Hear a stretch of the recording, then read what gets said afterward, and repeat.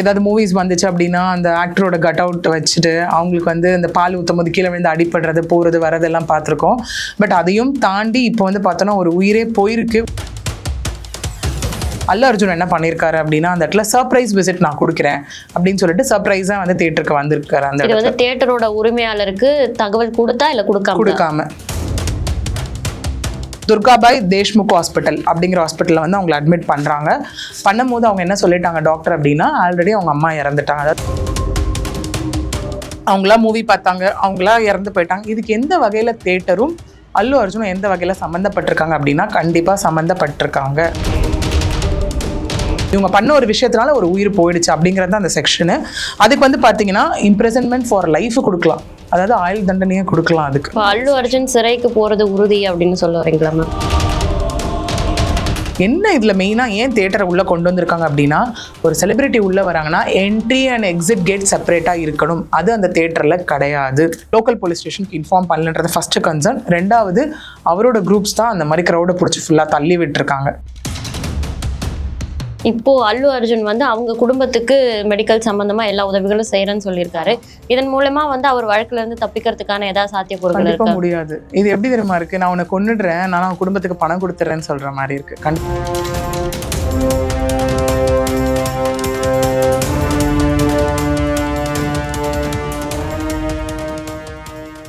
You Tamil நேயர்களுக்கு வணக்கம். அல்லு அர்ஜுன் ராஷ்மிகா நடிப்புல புஷ்பா 2 அப்படின்ற திரைப்படம் வெளியாகி பல சாதனைகளை செஞ்சுட்டு இருக்கு. ஆனா சாதனைகள் ஒரு பக்கம் இருந்தாலும் ஒரு பக்கம் வந்து அல்லு அர்ஜுன் மேலேயே வழக்கு அப்படின்னு பரபரப்பா நிறைய விஷயங்கள் போயிட்டு இருக்கு. அது குறித்த நிறைய தகவல்களை நம்ம கூட பகிர்ந்துக்கிறதுக்காக வழக்கறிஞர் பிரியதர்ஷினி அவர்கள் தான் இணைஞ்சிருக்காங்க. வணக்கம். வணக்கம்.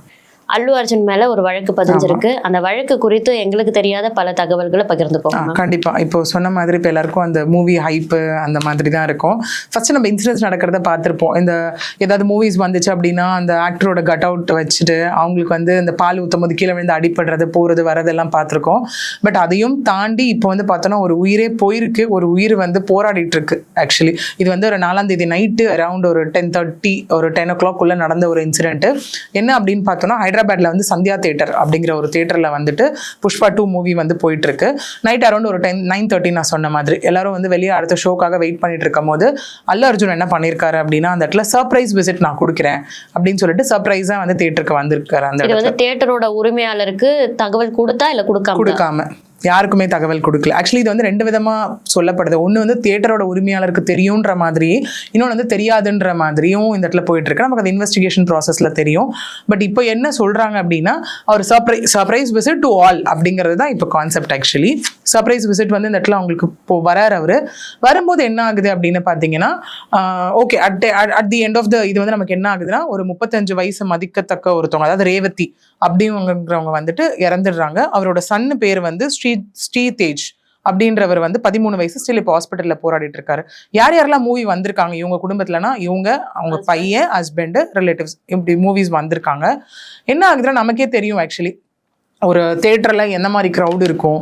அதுவும் வந்து ஃபர்ஸ்ட் டே ஃபர்ஸ்ட் ஷோ ஆகட்டும் இதுவாகட்டும். இப்போ எல்லாருக்கும் எப்படி ஆயிடுச்சுன்னா நான் ஃபர்ஸ்ட் டே ஃபர்ஸ்ட் ஷோ பார்த்தேன்னு சொல்றதுல ஒரு ப்ரைடு மாதிரி ஆயிடுச்சு. இப்போ எல்லாருக்கும் முந்திக்கிட்ட டிக்கெட்டை வாங்குறது எவ்வளவா இருந்தாலும் ரொம்ப எதிர்பார்ப்பு நிறைந்ததா இருந்துச்சு. அதுதான். இல்ல நான் என்ன சொல்றேன்னா எதிர்பார்ப்பு நிறைந்தது எல்லாமே தியேட்டர்ல இருக்கதான் போகுது. நமக்கு பீஸ்ஃபுல்லா இல்ல எதுக்காக மூவி போறோம் ஆக்சுவலி நம்ம ரொம்ப லாஜிக்கா யோசிக்கணும். பீஸ்ஃபுல்லா ஃபேமிலியோட டைம் ஸ்பெண்ட் பண்ணணும், நமக்குன்னு ஒரு டைம் வேணும், ஜாலியா போயிட்டு வரணும்ன்றது.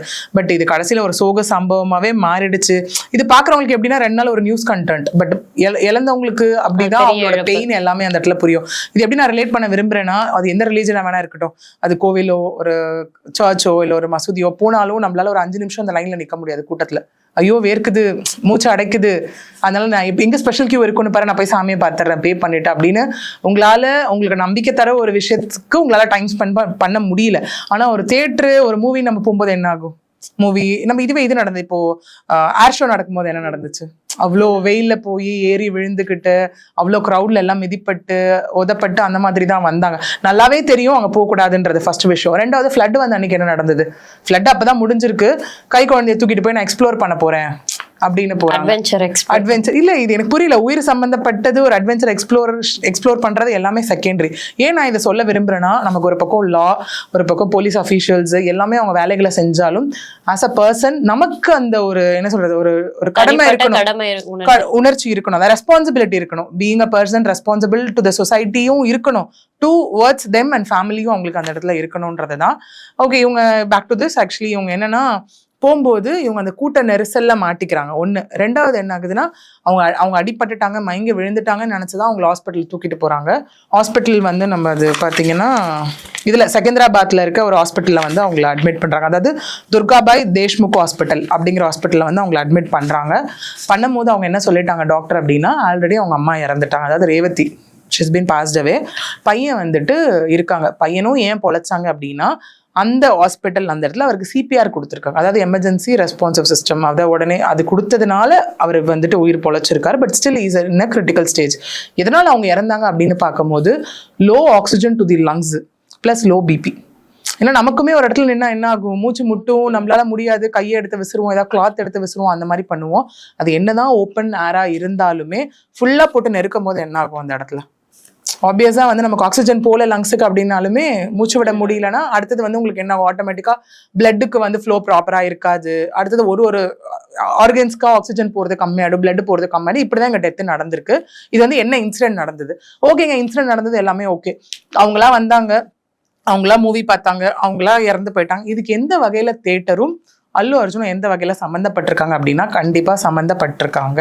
தியேட்டர் உரிமையாளருக்கே அல்லு அர்ஜுன் வர்றது தெரியாதுல்ல மேம், அவர் எப்படி இதுல சம்பந்தப்படும்? கண்டிப்பா. அது என்ன அப்படின்னு பார்த்தோம்னா, ஆக்சுவலி உங்களுக்கு நான் ஃபர்ஸ்ட் செக்ஷன் சொல்லிடுறேன். 3 செக்ஷன் கீழே வந்து அவங்களுக்கு எஃப்ஐஆர் ஃபைல் பண்ணியிருக்காங்க.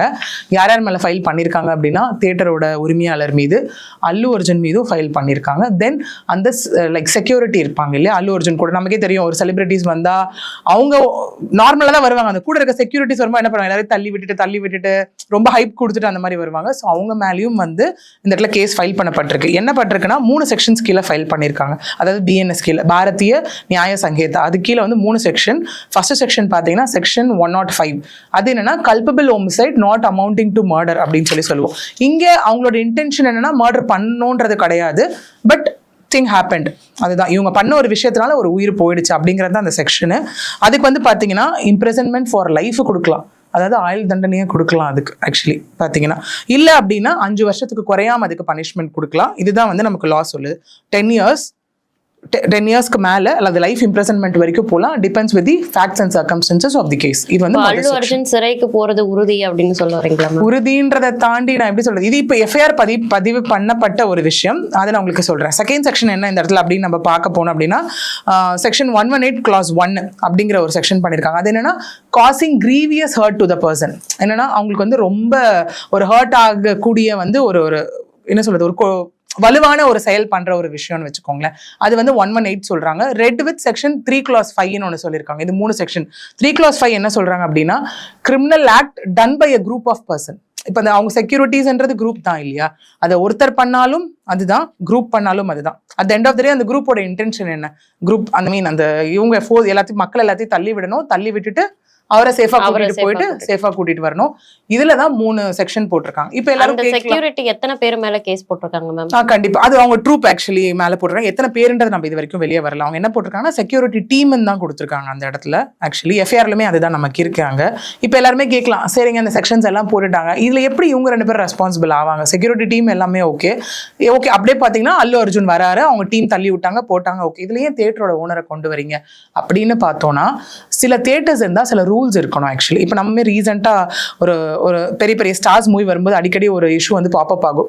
ஸ்பெஷல் ஷோக்கு வந்து பர்மிஷன் வாங்கணும், ரோட் டிராஃபிக் ஆகுது, மிட் நைட்ல வைக்கக்கூடாது, ஆக்சிடென்ட்ஸ் நடக்குது, அந்த மாதிரிலாம் இருக்கும்போது இது வந்து as usual mid night show, actually night show, second show.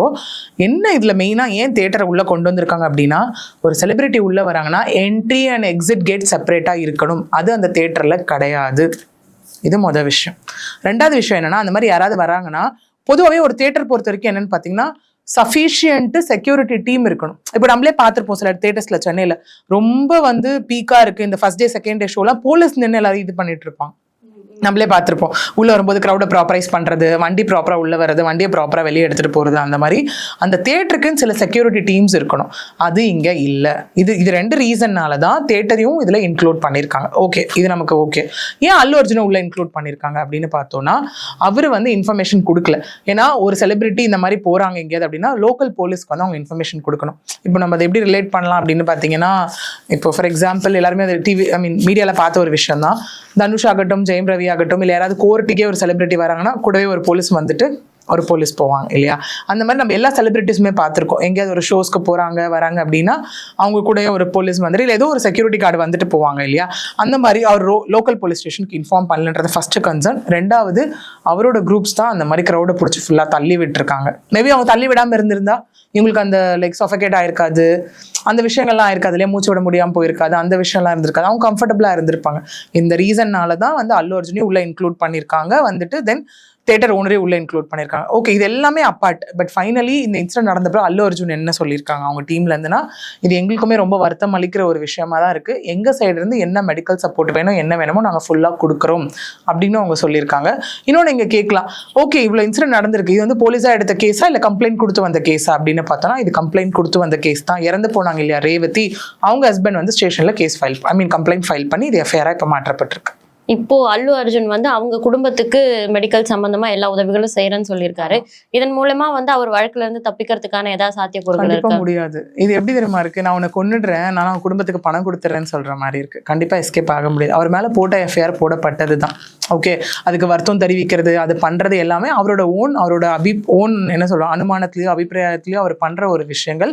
But இதை அவர் கண்டிப்பா ஃபேஸ் பண்ணி தான் ஆகணும். மீண்டு வர்றதுக்கான வழிகள் என்னென்ன இருக்கு மேம்? திரும்ப நம்ம ஃபேக்ட்ஸ் அண்ட் சர்க்கம்ஸ்டன்சஸ் நம்ம சொல்றோம் இல்லையா? லா இது செக்ஷன் போட்டாச்சு, அவர் எப்படி அதை டிஃபெண்ட் பண்ணி என்ன ஃபேக்ட்ஸ், மேபி அவர் சொல்லலாம் அது செக்யூரிட்டி கார்டு, இது ஏன் வந்தீங்கன்னா என்னோட ஆடியன்ஸ்க்கு வந்து நான் சர்ப்ரைஸா வரலாம்னு சொல்லி நான் வந்தேன். ஓகே, ஏன் போலீஸ்க்கு அது அவங்க என்ன கொடுக்குறாங்கன்றதை பொறுத்து தான். அதான் நம்ம திரும்ப சொன்ன மாதிரி இவங்க எஃப்ஐஆர் போட்டாச்சு. FIR was simple. ஏன்னா இது நடந்ததுன்றது அவங்க ஒரு இதில் தான் கொடுத்துருக்காங்க.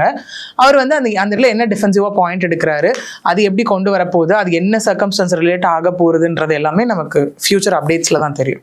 நிறைய விஷயங்கள், எங்களுக்கு தெரியாத விஷயங்களை எங்களுக்காக பகிர்ந்துக்கிட்டீங்க. ரொம்ப நன்றி. நன்றி.